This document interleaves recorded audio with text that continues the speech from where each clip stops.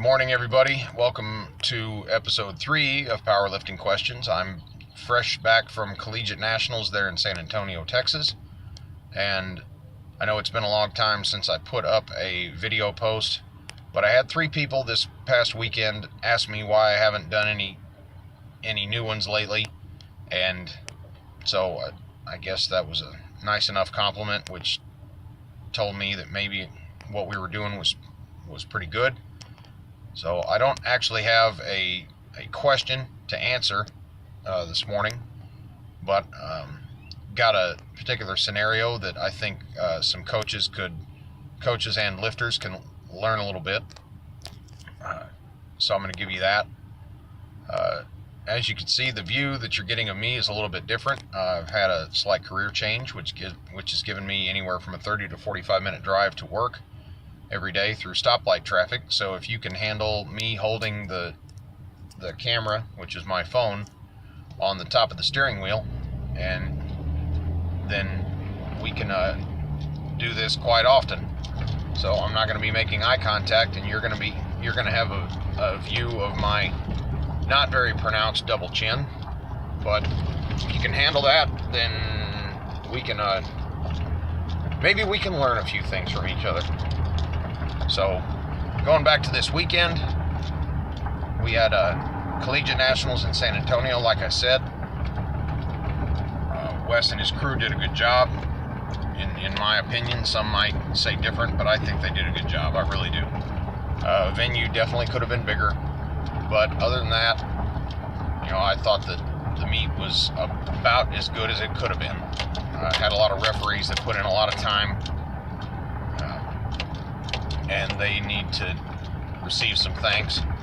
I'm one of those, so be sure and give a shout out to your state and national referees that helped out at Collegiate Nationals, because it was a thankless job for a lot of hours, and there's a bunch of us who are extremely tired. This is why my voice is a little bit raspy, because I'm having to yell over the music and give commands.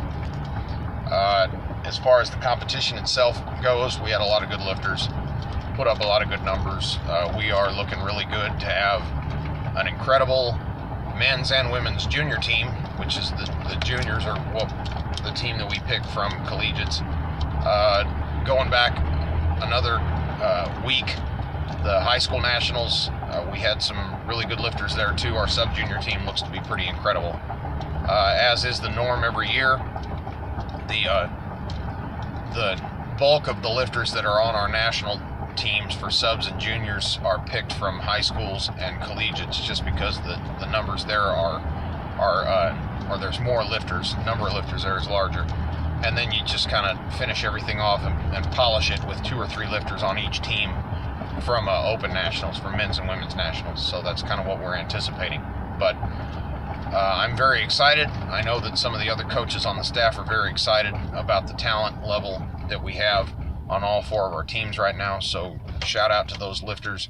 Again, as you know, nobody has officially made the team until after Open Nationals. So don't think that anybody has received an official invitation yet, because they certainly haven't. We have to submit everything for approval, and then we will have our team to go to Orlando at the end of August. All right, going to our coaching situation.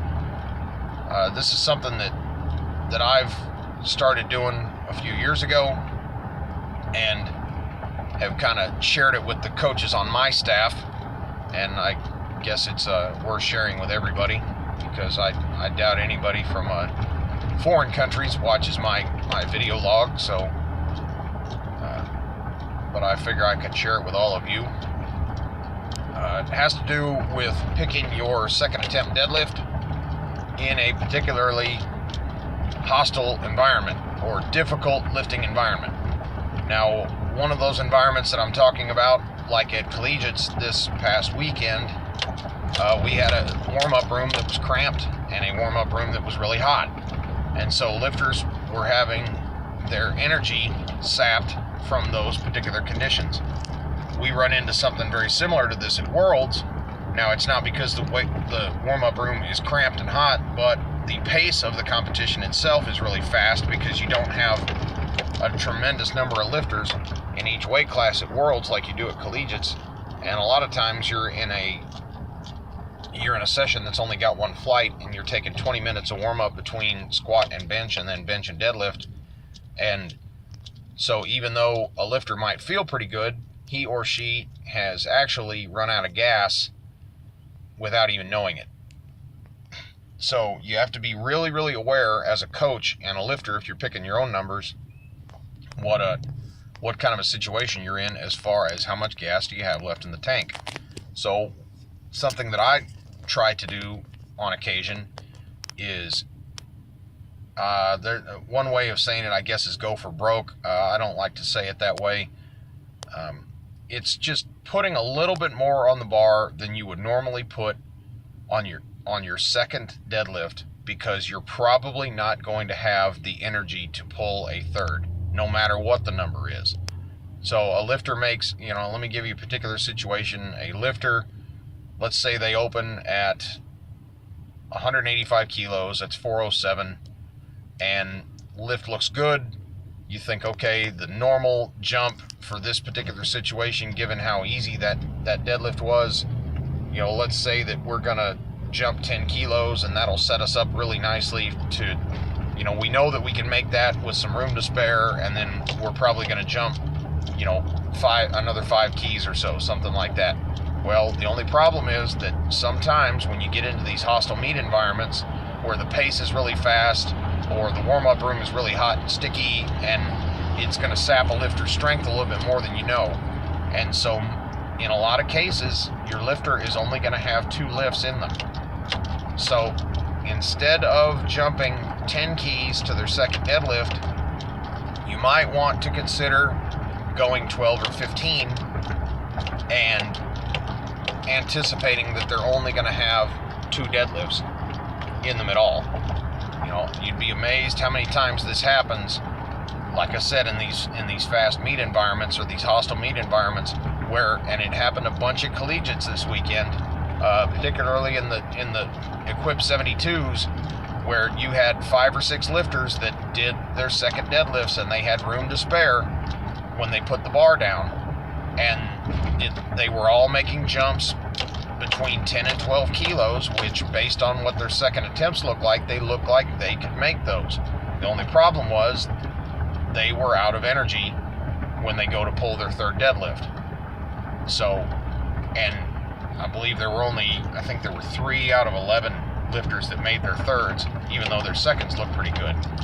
So you might want to consider, in certain times, certain situations like this, putting a little bit extra weight on the bar on their second deadlift, because more than likely they're not going to have enough gas in the tank for a third deadlift. So just keep that in mind. I'm not saying that that's something that you should do all the time, because it's definitely not something that I do all the time, but just keep that in mind, because on occasion that is a trick that can help you out a little bit, because the last thing that you want to do is leave weight out there on the platform, meaning you really made your second deadlift easily, and then that's the only one that you made.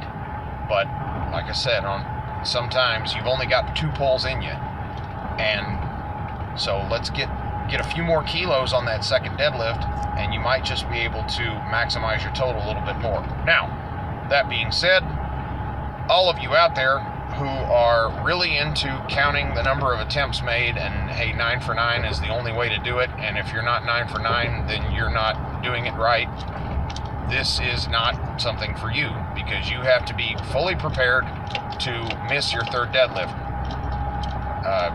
This is not a strategy where counting the number of attempts made can be of importance to you, because like I said, you got to be fully prepared that you're not going to make your third, because your second deadlift is going to be pretty hard.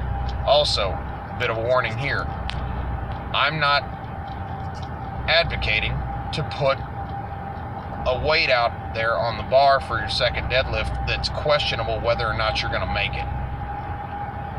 Okay, so please don't think that, well, Kurt's telling me that I should go for broke on a second attempt. No, don't go for broke. Just put a little bit extra weight on there, something that's a little bit more than you would normally give them on their second attempt, because you're trying to get a couple extra kilos, because it's unlikely that you're going to have enough gas in the tank for a third pull.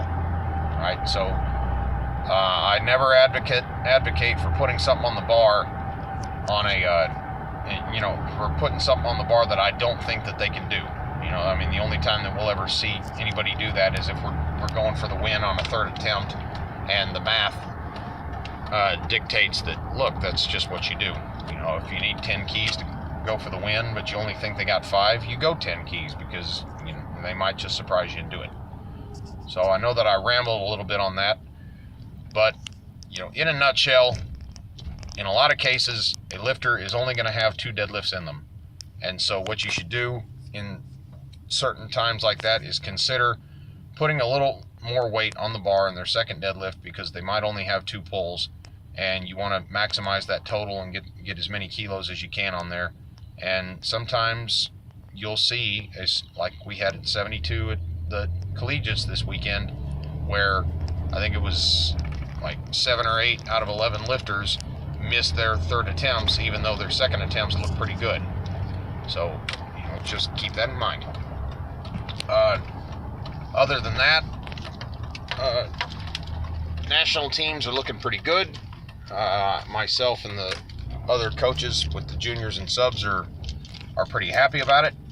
I will be contacting lifters here this week to let you know what's going on, and so be looking for emails.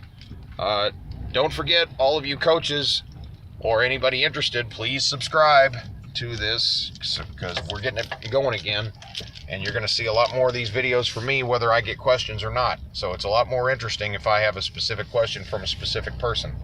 So send me your questions, and we'll try and attach some sponsors, and perhaps we can make this into a real thing again. So it's just about time for me to head into work. So have a good day, and we'll be seeing you here shortly.